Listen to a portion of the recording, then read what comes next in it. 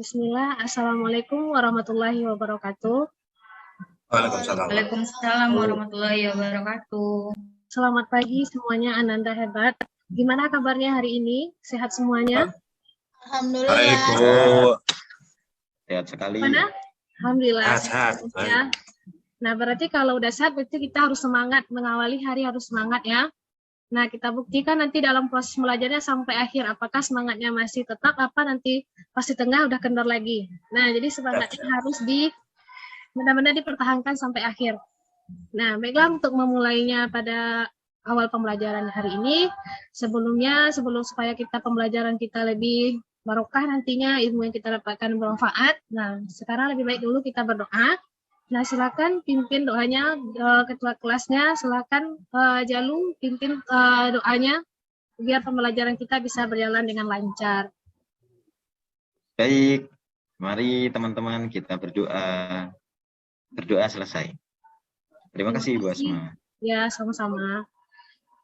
Kemudian sebelum kita memulai, Bu harus mengecek dulu nih, siapa yang nggak hadir hari ini, apakah semuanya lengkap, komplit?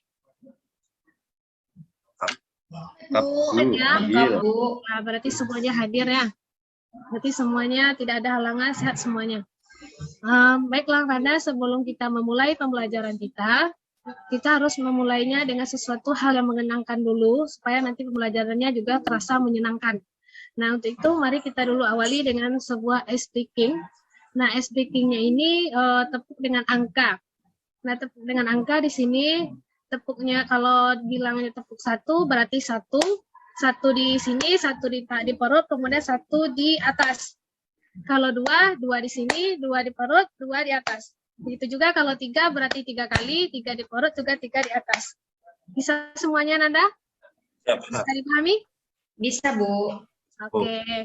Kalau gitu kita mulai ya. Konsentrasi.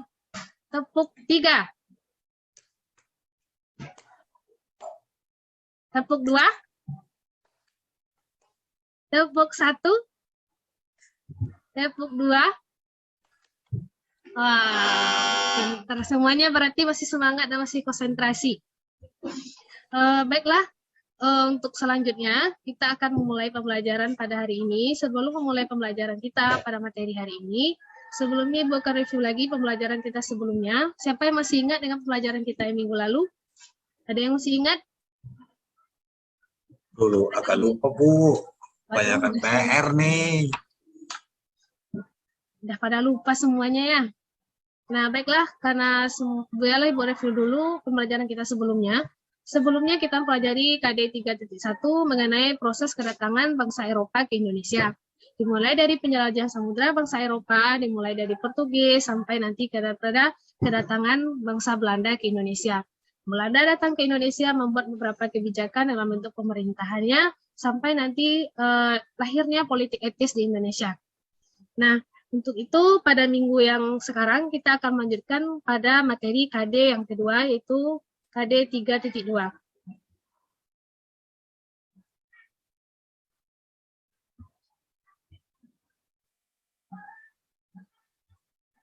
Nah, sudah terlihat Anda? Proses, Bu.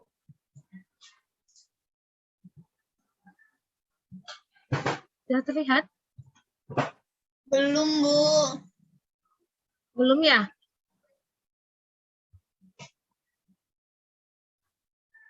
Loading kayaknya, Bu. Duh, keluar lagi ya.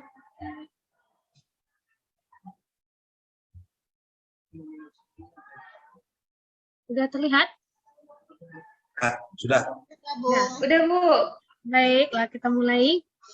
Dalam pertemuan kita hari ini, materinya adalah mengenai strategi perjuangan bangsa Indonesia dalam melawan kolonialisme dan imperialisme bangsa Eropa.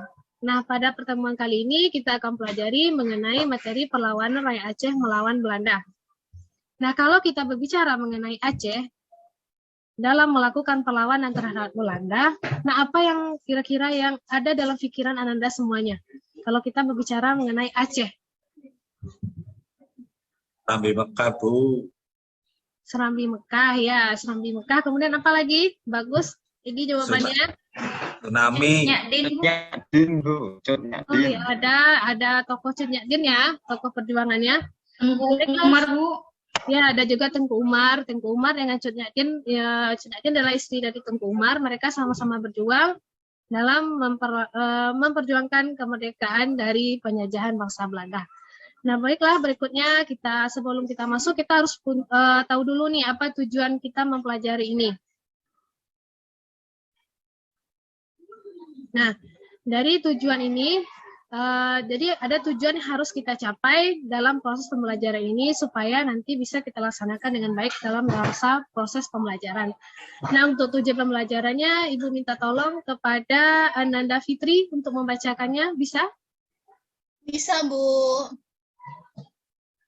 Tujuan pembelajaran kita hari ini, yang pertama, melalui kegiatan mengamati gambar dan video, peserta didik mampu mengemukakan sebab-sebab terjadinya Perang Aceh dengan tepat. Yang kedua, melalui kegiatan diskusi kelompok, peserta didik dapat menganalisis proses Perang Aceh dengan baik. Yang ketiga, melalui kegiatan diskusi kelompok, peserta didik menemukan dampak Perang Aceh dengan benar. Ya, terima kasih Fitri sudah menjelaskan tujuan pembelajaran kita hari ini. Nah, kalau kita lihat dari tujuan pembelajarannya, maka kita harus bisa menemukan nih, apa sih sebenarnya sebab-sebab terjadinya Perang Aceh? Nah, kemudian apa sih bagaimana proses terjadinya Perang Aceh ini dan apa dampak yang ditimbulkan setelah terjadinya Perang Aceh bagi Aceh maupun bagi Indonesia secara keseluruhan. Nah, untuk itu sebelum mengawalinya, nah, di sini seperti yang dijelaskan oleh Ananda tadi, ada yang berkata bahwasanya kalau kita mendengar perlawanan rakyat Aceh ini, kita mengingat adanya Tengku Umar. Kemudian ada juga Cut Nyak Din. Nah, jadi dari gambar yang tertera di layar Ananda ini adalah para tokoh dari para pejuang dari Aceh ketika berhadapan melawan Belanda, yaitu Tengku Umar, Cut Nyak Din, Cut Mutia, dan Cik Ditiro. Nah, berikutnya peta konsepnya. Nah, di sini ada peta konsep. Di sini bisa kita lihat bagaimana apa yang akan kita pelajari. Itu kita akan pelajari sebab umum dan sebab khusus terjadinya Perang Aceh, kemudian bagaimana proses terjadinya Perang Aceh ini. Di mana Perang Aceh ini berlangsung selama 4 fase, fase 1, fase 2, fase 3, dan fase 4. Nah, fase yang pertama ini di sini dilihat ada fotonya. Nah, ini adalah Cik Ditiro. Nah, pada fase pertama ini dipimpin oleh Cik Ditiro. Kemudian ini Sultan Mahmud Shah. Kemudian fase ketiga itu adalah Tengku Umar. Dan fase keempat itu adalah Cut Nyak Din.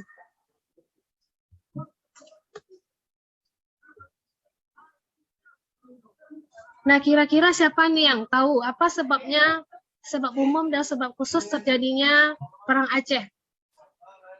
Ada yang bisa tahu? Nah, baik.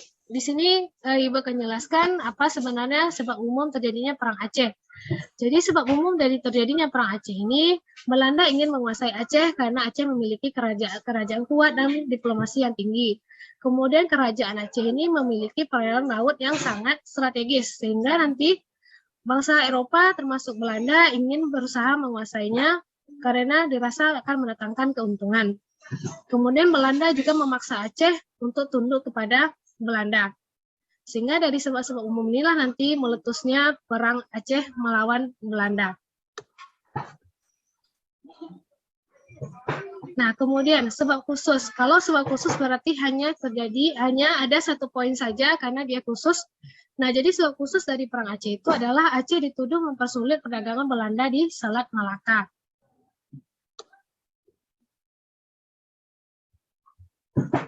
Nah, coba perhatikan dan amati gambar di bawah ini. Mereka siapa, Nanda? Cut Nyak Din. Tengku Umar ya, Bu? Ya, di sini ada Tengku Umar, kemudian ada Cut Nyak Din. Nah, seperti jelaskan di awal tadi, dua tokoh ini merupakan tokoh perjuangan Aceh dalam melawan Belanda. Karena antara Aceh melawan Belanda dengan Aceh melawan Portugis itu berbeda periode. Nah, kalau berhadapan dengan Belanda, inilah tokoh-tokoh yang menggerakkan Aceh dalam melakukan perlawanan. Nah, kemudian Aceh ini dalam melakukan perlawanan, itu mengalami beberapa proses atau fase. Nah, Perang Aceh yang pertama itu terjadi tahun 1873 sampai tahun 1874. Berarti ini jangka waktunya cukup singkat ya, cuma 1 tahun saja.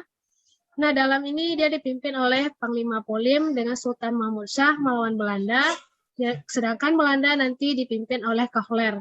Pada perang pertama ini, Aceh, ekspedisi Belanda tersebut bertujuan untuk mengakhiri perjanjian London dan menindaklanjuti perjanjian Traktat. Kemudian fase yang kedua tahun 1874 sampai tahun 1880. Pada Perang Aceh kedua ini 1874 sampai 1880 di bawah Jenderal Van Swieten, Belanda berhasil menduduki Keraton Sultan, dijadikan sebagai pusat pertahanan Belanda. Kemudian Jenderal Van Swieten juga mengumumkan bahwa seluruh Aceh jadi bagian dari kerajaan Belanda. Kemudian fase yang ketiga, perang dilanjutkan secara gerilya dan dikorbankan perang Safi Sabilillah, di mana sistem perang gerilya ini dilangsungkan sampai tahun 1904. Perang gerilya ini pasukan Aceh di bawah Tengku Umar bersama Panglima Polim dan Sultan. Pada tahun 1899, ketika terjadi serangan mendadak dari pihak Van der Son Meulaboh, Tengku Umar gugur. Nah, setelah gugurnya Tengku Umar, inilah nanti Cut Nyak Dien mengambil alih pimpinan dari perlawanan Perang Aceh. Nah, kemudian Perang Aceh ini dikenal dengan Perang Fisabilillah. Nah, Anda tahu kenapa Perang Aceh disebut juga dengan Perang Fisabilillah?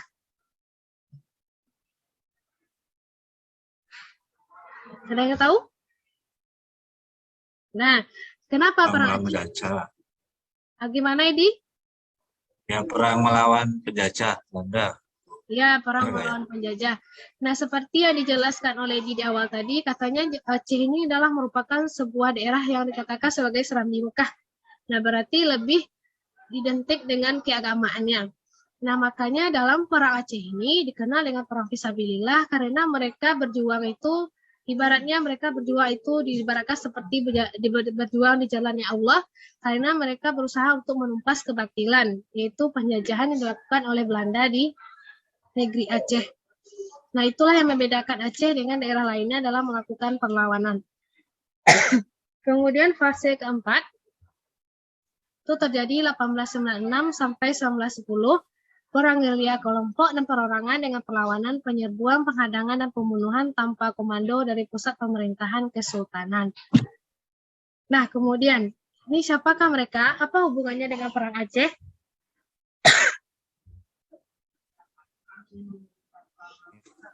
Von Koenigsberg.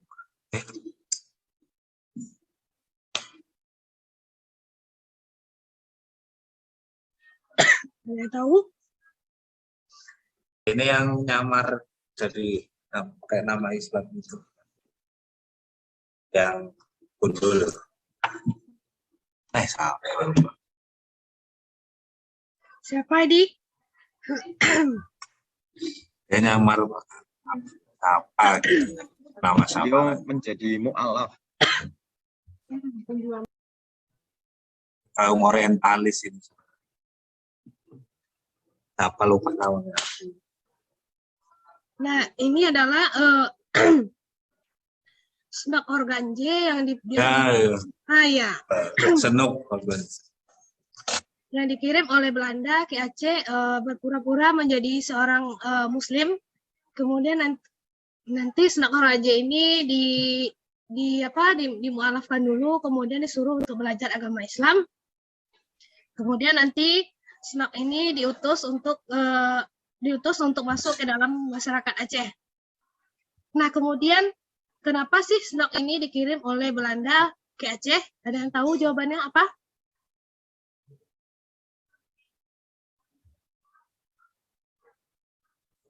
adu domba gitu apa? Apa memberikan doktrin gitu mungkin apa ya?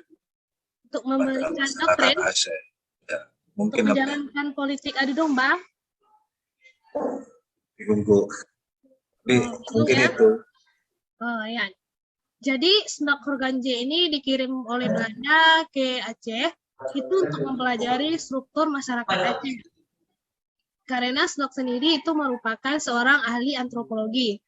Nah, dia diutus untuk pelajari bagaimana sih sebenarnya struktur masyarakat Aceh ini, dikarenakan Aceh ini merupakan daerah yang paling sulit, yang paling terlama yang bisa dikuasai oleh Belanda dibandingkan dengan daerah lain yang ada di Indonesia. Nah, oleh sebab itu, makanya Belanda penasaran nih, kenapa sih Aceh ini susah sekali ditaklukkan. Nah, untuk itu makanya dikirimlah Snok ke sana untuk mempelajarinya. Dengan penelitian yang dilakukan Snok nantilah sebagai senjata bagi Belanda untuk melemahkan Aceh. Nah, jadi ada hubungannya dengan Perang Aceh karena ini adalah merupakan salah satu strategi Belanda untuk menghadapi Aceh dengan cara mengirimkan mata-matanya ke dalam masyarakat Aceh. Nah, bisa dipahami? Nah, Bisa, baik. Bu. Nah, berikutnya itu adalah akhir dari Perang Aceh. Nah, seperti yang kita ketahui, kalau sejarah itu pasti ada permulaan, ada pertengahan, kemudian ada akhirnya. Nah, jadi akhir dari Perang Aceh ini adalah dengan ditandai tanda tangannya sebuah perjanjian yang disebut dengan Plakat Pendek. Plakat Pendek adalah perjanjian yang ditandatangani antara Aceh dengan Belanda, di mana Aceh harus mengakui kekuasaan Belanda atas daerahnya, kemudian Aceh tidak boleh berhubungan dengan bangsa lain kecuali dengan Belanda. Yang ketiga, Aceh mentaati aturan dan perintah Belanda. Nah, semenjak ditandatanganinya Plakat Pendek ini antara Aceh dan dengan Belanda, semenjak itulah nanti Aceh dikuasai oleh Belanda. Nah, kemana Cut Nyak Dien kemana? Setelah Perang Aceh diakhiri, bagaimana dengan nasib dari Cut Nyak Dien? Ya, singkan ke Pulau Jawa. Pulau Jawa ya? Ya dia. Yakin? Jawa Barat. Mungkin sih saya ingat Jawa. Mungkin juga salah. Nah, jadi setelah berakhirnya Perang Aceh, nanti Cut Nyak Dien diasingkan oleh Belanda, tepatnya di daerah mana? Jawa Barat sih. Kayaknya Bandung. Sukabumi deh. Nah, jadi setelah diasingkan ya nanti Cut Nyak Dien ini oleh Belanda, maka nanti berakhirlah Perang Aceh.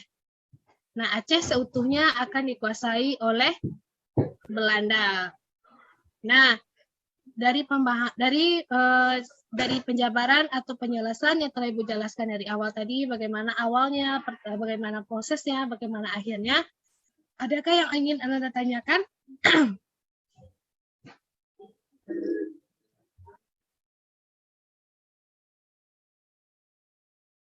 Cukup, saya cukup. Cukup semuanya? Cukup, Bu. Nah, berarti sudah paham ya. Nanti untuk pemahaman lebih lanjutnya,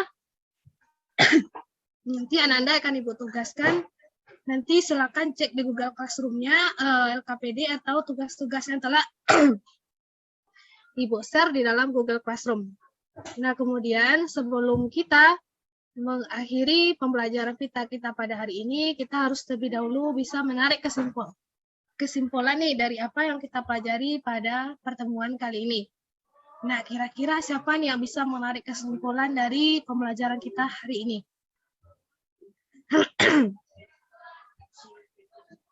Ada yang bisa? Duh, kok diam semua ya? Ya, saya Bu, nggak apa-apa lah. Nah ya, silakan Jalu. Jalu apa Edi, Edi? Bu. Edi. Oh Edi ya, ya silakan. Simbolannya. Tapi poinnya untuk saya nggak apa-apa. Saya dong. Ya, silakan. Kesimpulan yang bisa saya dapat atau bisa saya simpulkan bahwa Aceh termasuk daerah yang sangat sulit dilakukan oleh Belanda. Sampai-sampai dia mengutus orang-orang Dalis bernama Sunok untuk menyusup ke daerah itu untuk mengajari struktur masyarakat di Aceh. Dan akhirnya berhasil sampai Cut Nyak Dien diasingkan, dan disitulah Belanda sangat berkuasa penuh. Kurang lebih begitu. Ya, terima kasih Edi penjelasannya. Jadi kesimpulan di sini bisa kita tarik bahwasanya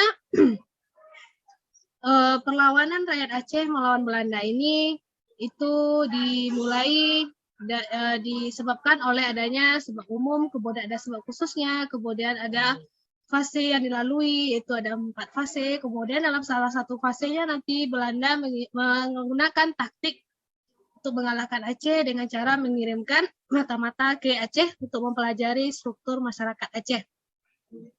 Karena pada dasarnya struktur masyarakat Aceh ini sangat berbeda dengan daerah-daerah lain di Indonesia.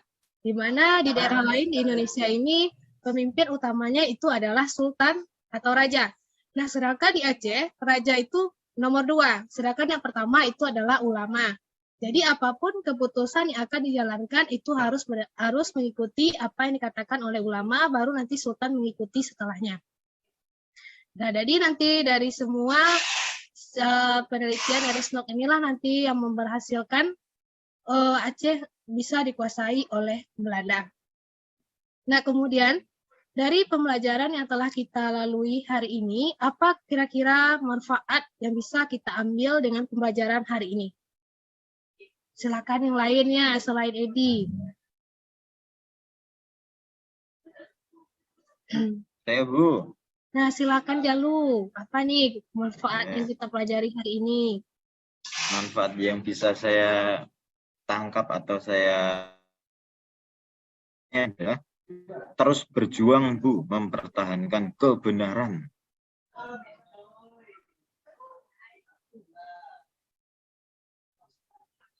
Iya. Ada lagi Jalu? Apa masih ada lagi nih manfaat yang bisa kita ambil hari ini? Bu. Ya, lanjut siapa lagi? Ya, Nah, silakan. jangan mudah percaya dengan orang baru. Iya, jangan mudah percaya dengan orang asing ya. Karena Ya. orang asing itu belum kita kenal sepenuhnya. Nah, ada lagi yang bisa memberikan manfaatnya? Saya, Bu. Nah, silakan Resti. Berjuang sampai titik darah penghabisan, Bu. Nah, berjuang sampai titik darah penghabisan. Berarti berjuang semana bisanya, semampunya. Nah, jadi dari semua manfaat yang telah disampaikan tadi, maka bisa kita ambil manfaatnya, bahwasanya dalam kehidupan ini kita harus berhati-hati, jangan sampai kita diadu domba oleh bangsa asing yang belum tentu mendatangkan kebaikan. Nah, contohnya tadi seperti masyarakat Aceh yang begitu percaya dengan kedatangan SNOK ke wilayahnya, padahal dia memiliki tujuan lain, sehingga nanti bisa memecah belah dari persatuan dan kesatuan. Nah, seperti juga bisa kita lihat dengan kehidupan bangsa kita masa sekarang, apalagi sekarang kita masuk dalam era globalisasi yang siapapun bisa masuk ke negara kita. Nah, di sanalah kita butuh filter bagaimana caranya untuk bisa menyaring informasi, baik informasinya maupun teknologi dan segala macamnya. Nah, kita harus bisa memilih dan memilah mana yang baik, mana yang tidak. Nah, untuk itu, untuk mengakhirinya, kita awali lagi dengan permainan, karena kita awali dengan semangat dan diakhiri juga dengan semangat. Setuju? Setuju, Bu. Nah, Setuju. Ice breaking yang terakhir sebelum kita tutup pembelajaran kita hari ini. Nah, ini ice breakingnya melalui lagu. Nah, lagunya bisa kita dengar ini ketika kita masih kanak-kanak dulu. Nah, lagunya Topi Saya Bundar, Bundar Topi Saya, kalau tidak Bundar bukan topi saya. Bisa kan lagunya? Nah, nanti kalau lagu Topi Saya Bundar ini, nanti kalau ada kata-kata bundarnya, kita ganti dengan kata-kata ahem. Bisa? Oh ya. Nah, kalau ada kata-kata bundarnya, kita ganti dengan kata-kata ahem. Nah, bisa ya Nanda ya? Bisa, Bu. Nah, Bisa, Bu. Topi Topi saya Ahem. ahem. Ahem. Topi Kopi. Kopi. Saya. Saya.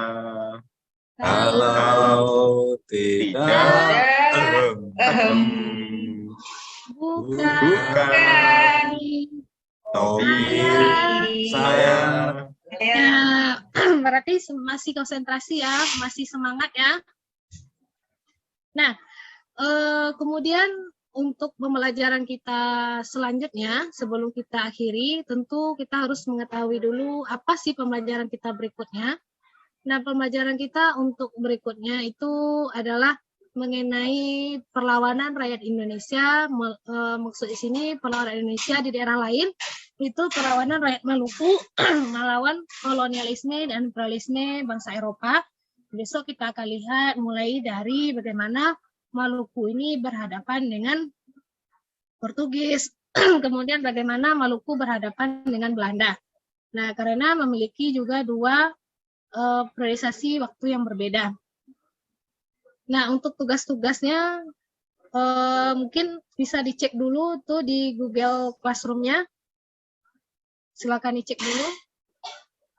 Sudah, Bu. Sudah? Nah, Sudah. untuk waktu yang masih tersisa, coba dulu dikerjakan dari soal 1 sampai soal nomor 5.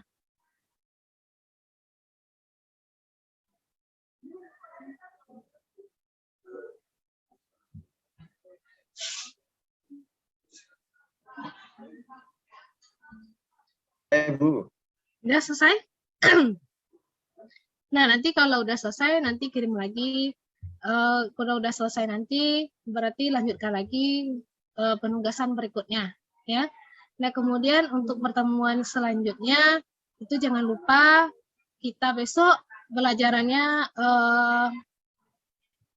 mengenai perlawanan rakyat Maluku melawan Portugis dan melawan Belanda. Jadi semua sumber-sumber belajar yang berkaitan dengan materi ini nanti Anda bawa ke sekolah. Nah, karena kita akan melanjutkan diskusi pada pertemuan berikutnya. Nah, sampai di sini ada lagi yang mau ditanyakan mengenai pembelajaran kita hari ini atau pembelajaran kita pada minggu berikutnya?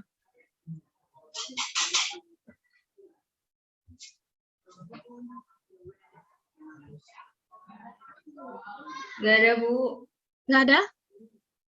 Udah, kalau nggak ada, udah bisa ditutup nih ya. Nah, mungkin sebelum kita menutup pembelajaran kita hari ini, di awal kita memulainya dengan berdoa, tentu setelah berakhir kita juga memulainya dengan berdoa. Nah, diminta kepada ketua kelasnya, Jalu untuk memimpin doanya, untuk mengakhiri pembelajaran kita hari ini. Baik, terima kasih Bu Asma. Mari teman-teman kita berdoa. Berdoa selesai. Terima kasih Bu Asma. Terima kasih. Sampai ketemu lagi minggu depan. Assalamualaikum warahmatullahi wabarakatuh. Waalaikumsalam warahmatullahi wabarakatuh.